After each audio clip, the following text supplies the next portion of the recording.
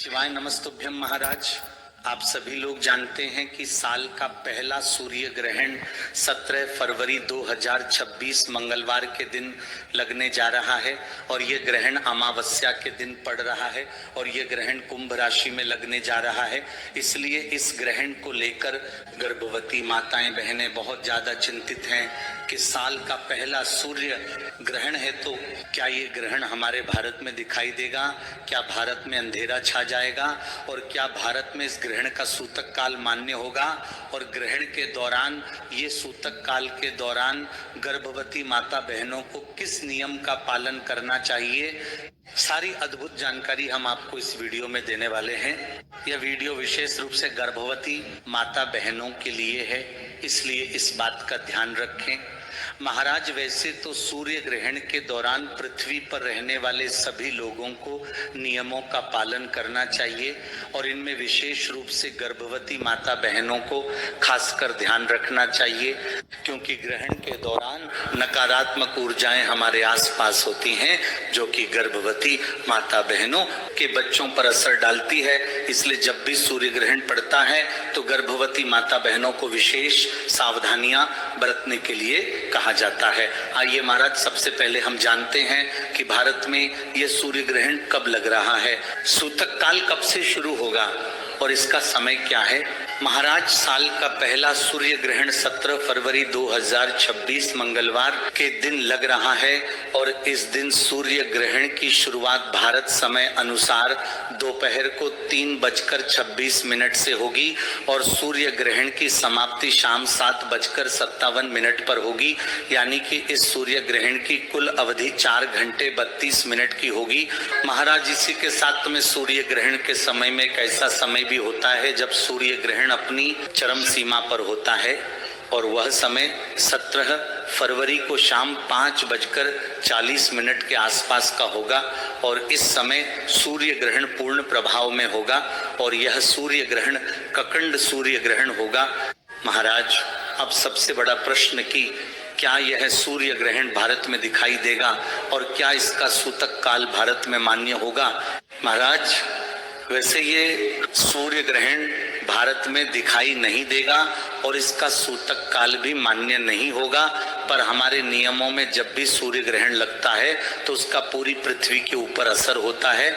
इसलिए विशेष रूप से गर्भवती माता बहनों को सूर्य ग्रहण के भी नियमों का पालन करना चाहिए और कुछ नियमों का पालन सूतक काल में भी करना चाहिए। महाराज, भारत के लोग पूरी दुनिया में रहते हैं, इसीलिए यह सूर्य ग्रहण कहाँ कहाँ दिखाई देगा वो भी आप सुन लीजिए।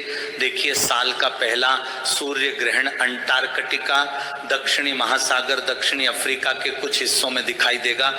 इसके बाद दक्षिण अमेरिका, चिली और अर्जेंटीना के दक्षिणी क्षेत्र में इस ग्रहण का प्रभाव होगा। इन सभी जगह पर यह सूर्य ग्रहण देखा जा सकेगा, पर भारत में यह सूर्य ग्रहण नहीं देखा जा सकेगा।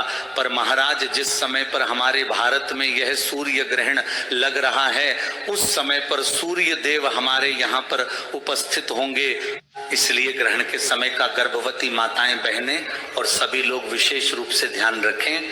महाराज, सूर्य ग्रहण में सूर्य ग्रहण के समय से 12 घंटे पहले से सूतक काल शुरू हो जाता है, इसलिए आप सूतक काल का समय ध्यान में रखिएगा।